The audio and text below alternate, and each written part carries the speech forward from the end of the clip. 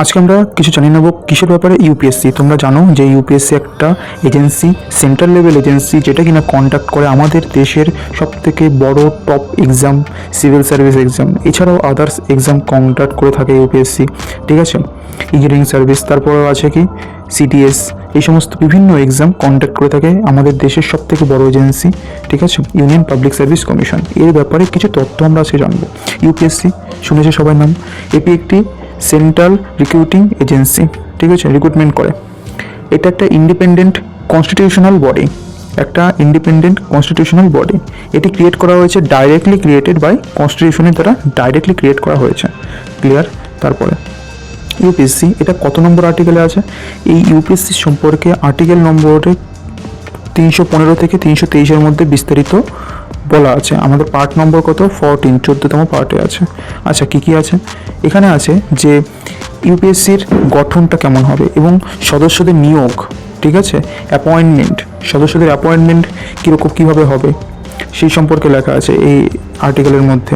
ঠিক আছে, তারপরে কোনো ইউপিএসসি মেম্বারকে রিমুভ কী করে করা হবে সেই ব্যাপারে লেখা আছে, এবং তাদের যারা থাকবে তাদের স্বাধীনতা কতটুকু, তাদের ক্ষমতা কতটুকু আছে, তারা কী কী কার্যাবলী করবে সেই সমস্ত বিধান এই আর্টিকেলের মধ্যে দেওয়া আছে। এবং কত নম্বর পার্ট? Part number 14।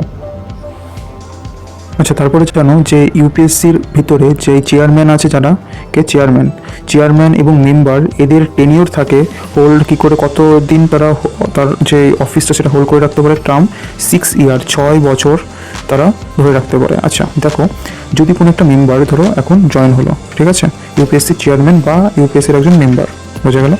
এবার সেই মেম্বারটা বয়স হলো গিয়ে, সাপোজ ধরো মেম্বারটার বয়স হলো গিয়ে 62, ঠিক আছে, সে কত বছর ধরে রাখতে পারবে?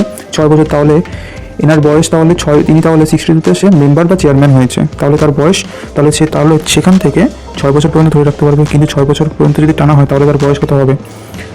68 হবে। কিন্তু হবে না, তার আগেই তার রিটায়ার্ড হয়ে যাবে। কেন?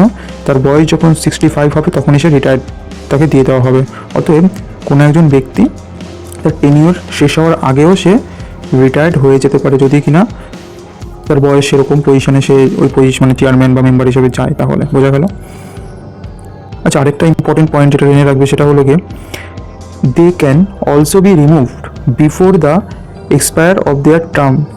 তাদের যেটা টার্ম আছে সেই টার্মটা এক্সপায়ার হওয়ার আগেই সে রিমুভ হয়ে যেতে পারে। কার দ্বারা? প্রেসিডেন্টের দ্বারা। প্রেসিডেন্ট যদি রিমুভ করে দেয় তাহলে তার আগেই সে এক্সপায়ার হয়ে যাবে।